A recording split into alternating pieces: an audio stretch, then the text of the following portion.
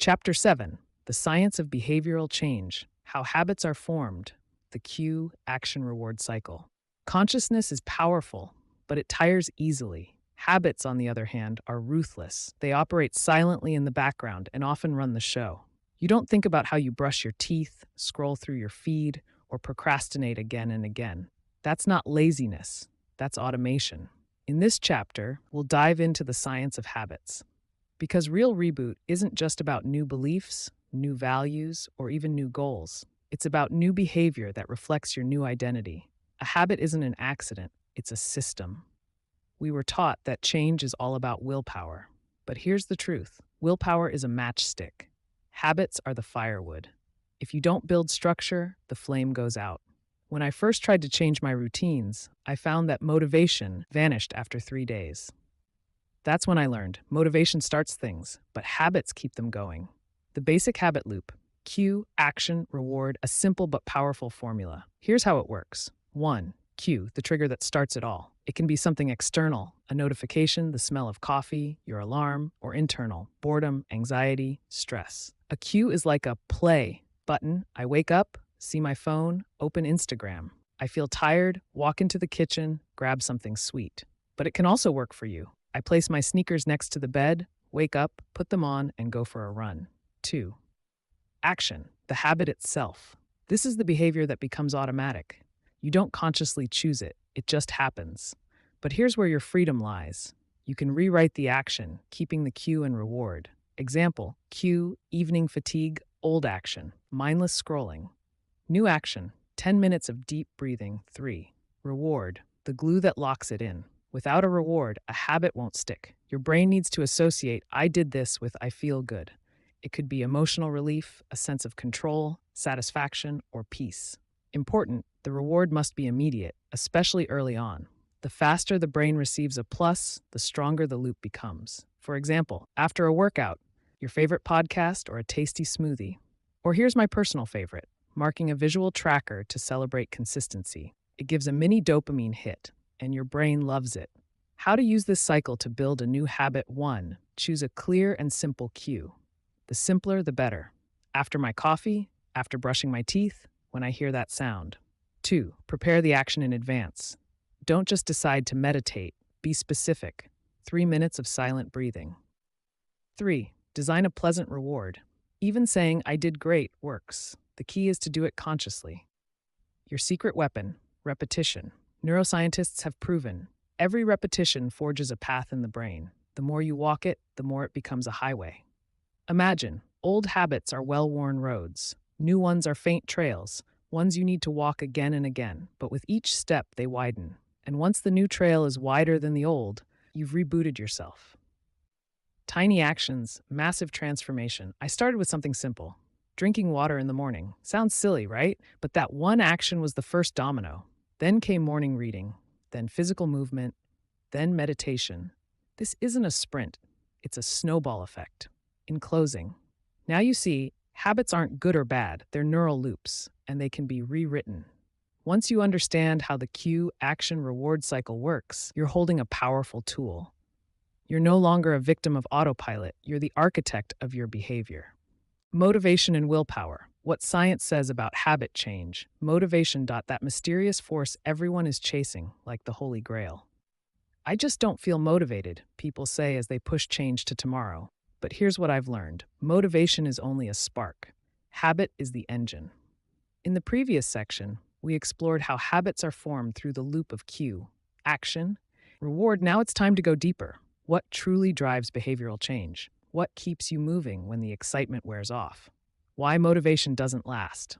Motivation is emotionally charged. It's born in the moment, a reaction to inspiration or external stimulus.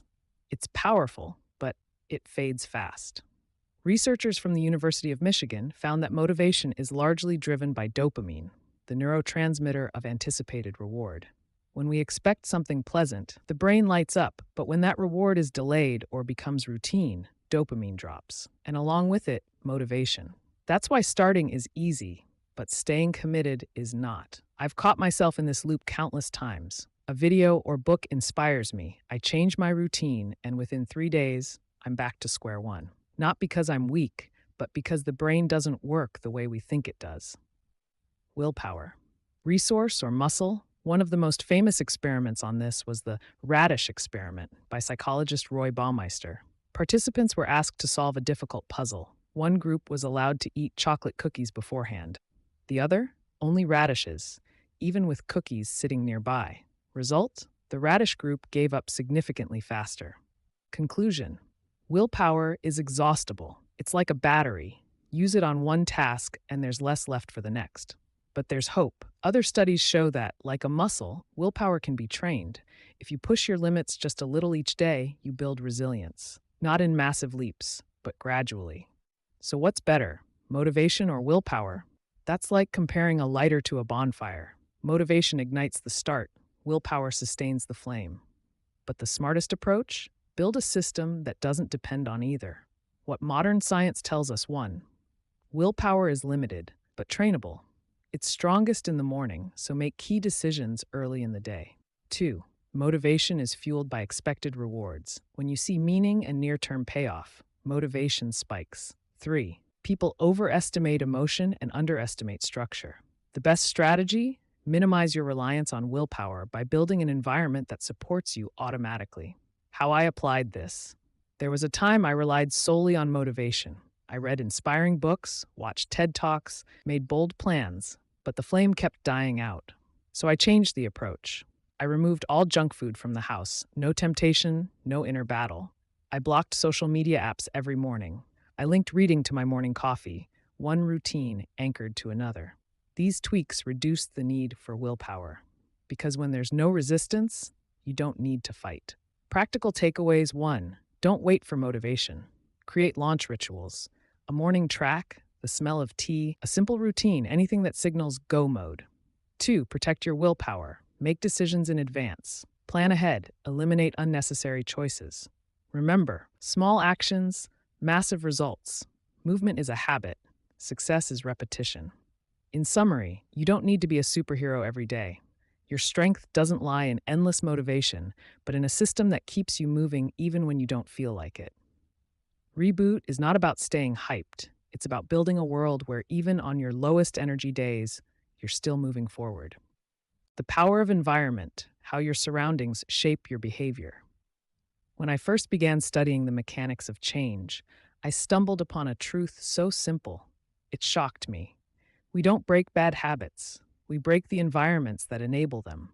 Everyone wants to change themselves, but most people try to do it in an environment that makes change nearly impossible. No matter how strong your intentions are, if your surroundings are constantly pulling you backward, you'll end up stuck in the same old patterns. Behavior is a product of context. In 1951, Princeton University ran a now famous experiment. Seminary students were asked to prepare a speech on the story of the Good Samaritan. On the way to deliver their talk, they passed someone slumped on the ground, clearly in need of help. Here's what happened. Those told they were running late walked right past. Those told they had plenty of time stopped to help. Even when preaching about compassion, the urgency of the situation overpowered their values. The lesson? Behavior is not just about intention, it's about environment. Even the strongest willpower often loses to a weak environment. Your environment is your trigger. Look around your room. What's the first thing you see in the morning? Your phone? You'll check social media? A book? You might start the day reading. Your environment isn't just influencing you, it's programming you. Every cue around you triggers behavior. Most of the time, you don't even notice it. When I moved my desk from the living room into a separate space, with nothing but a notebook, my laptop, and a bottle of water, my productivity skyrocketed because distractions disappeared. People around you are your mirror. We subconsciously align with the norms of the group we're in. If your friends talk about fitness, you move more. If they constantly complain, you start seeing the world as unfair. If they normalize growth and grit, you start evolving. If they normalize skepticism and stagnation, you regress. It's not weakness, it's human wiring. How to reshape your environment to work for you. Here's how to design surroundings that pull you forward. 1. Remove temptation. You don't need more willpower. You need fewer triggers. Take away what activates unwanted behavior. 2. Create ritual spaces. Right in one spot. Read in another. Meditate elsewhere. Let your brain associate places with specific actions. 3. Curate a micro-community. Even a Telegram group or online space filled with like-minded people can power you forward. 4. Replace, don't resist. Don't ban social media. Replace it. Put a meditation app or quote of the day widget on your home screen instead. My environment reset. One day I realized my habits weren't fueled by my character. They were fueled by my context. I stopped going to the cafe where I always overate.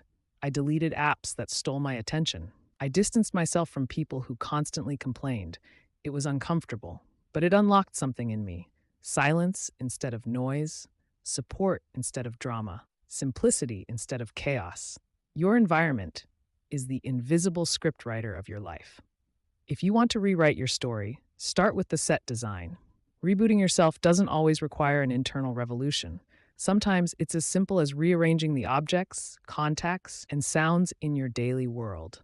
Because the next chapter of your life begins in your environment and in the micro habits you plant there. That's where the new version of you is born.